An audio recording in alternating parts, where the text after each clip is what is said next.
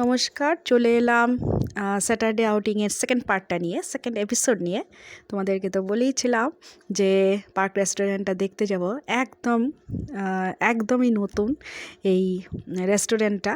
তো কি আছে কি না আছে ভীষণ একটা কৌতূহল নিয়েই ভেতরে ঢুকে পড়ছি, কিন্তু বাইরে সেই কনকনে ভীষণ ঠান্ডা একটা হাওয়া শরীরটাকে একদম ঠান্ডা করে দিচ্ছে। একদম পাটকাইয়ের কাছেই কিন্তু আমাদের পাহাড়ের উপরে। কি হাওয়া, দেখো দেখো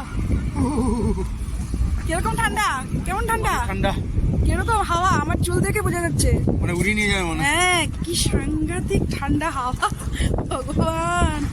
চলো যাই, রেস্টুরেন্টটা একটু দেখে আসি কি ব্যাপার স্যাপার। তো ঢুকে পড়লাম রেস্টুরেন্টে। এই রেস্টুরেন্টটা শুনলাম যে একজন ভদ্রলোকের, যার চুমুকডিমাও কয়েকটা হোটেল আছে, ওনারই খোলা এই রেস্টুরেন্টটা। যাই হোক, খুব ভালো জায়গায় করেছে, আমাদের জন্য তো অ্যাটলিস্ট খুব ভালো জায়গায় হয়েছে, কারণ আমাদের আশেপাশে পাটকাই ক্যাম্পাসের আশেপাশে একটা বড় এরকম রেস্টুরেন্টের খুব দরকার ছিল। যে বাড়িতে কখনো কেউ গেস্ট আসলো, কিছু আসলো, তো চট করে একটু খাওয়াতে নিয়ে যাই। সব রকম এখানে আছে, পোলাও থেকে আরম্ভ করে নান, কুলচা সব কিছু আছে। তো আমরা গেছি বিকেলবেলা, তাই আমরা অর্ডার করলাম কয়েকটা ফিশ ফ্রাই আর আর্য কর্ন, চিলি কর্ন। ও ভীষণ পছন্দ, খুব ঝাল ঝাল চিলি কর্ন ওর ভীষণ পছন্দ।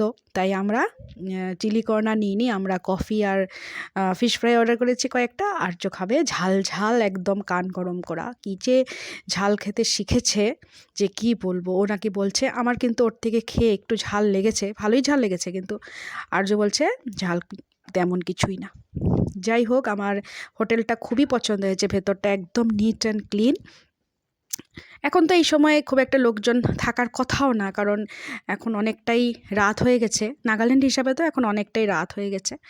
তো এখন খুব একটা লোক যে আসবে না, তাও কিছু কিছু লোক ঢুকেছে, কফি খেয়েছে, গেছে, ফ্যামিলি কিছু কিছু এসছিল। তো অ্যাজ এ হোল হোটেলের ভেতরটা কিন্তু খুব সুন্দর লেগেছে। আর এক কোনায় লক্ষ্মী আর পার্বতী, মা পার্বতী বসা, সেদিকেও আমার একবার চোখটা গেল, তাই একটু জুম করে দেখলাম। হালকা হালকা ভিতরে মিউজিকও বাজছিল, তাই ভেতরটার ভিতরে কথাবার্তা তোমাদেরকে শোনাতে পারি। কেমন লাগলো আর্য, কেমন লাগলো? বলছি ও তিনবার বললাম। ও আচ্ছা, তাহলে ভালো লাগলো তোমার। কত পাহাড়ের উপরে আমরা হোটেলে খেতে আসছি। অবশ্যই এটা আমাদের পাড়ার হোটেল বলা যায়, যদি তিনসুকিয়া হয় তবে বলবে এটাকে পাড়ার হোটেল। হ্যাঁ, কারণ এখানে তো এটা পাটকাই সামনে, কাজে এটাকে পাড়ার হোটেল বলবে। কিন্তু ডিফারেন্স একটাই, যেটা হলো পাহাড়ের উপরে। এখন হেঁটে হেঁটেই চলে যাবো ক্যাম্পাস, বেশি দূর না। এটা হলো পাটকাই সাইনেজ, এলুমিনারি যে বানিয়েছিল সেটা। কি মজা লাগছে দেখতে। দিনের বেলা তো দেখি, কিন্তু দিনের বেলায় লাইটটা পাই না। এই যে লাইটগুলো জ্বলছে, যে এটাতে এটা লাইট হয়ে গেছে। তুমি দাঁড়িয়ে যাও, তোমাকে তুলে দিই একটা ভিডিও করো এটার মধ্যে।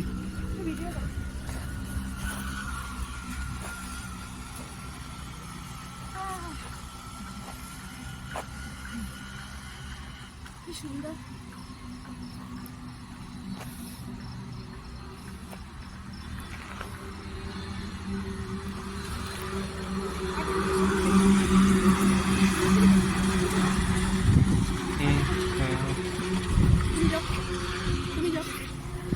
সবাই একটু একটু দাঁড়াও কলেজের সাইনেজের কাছে।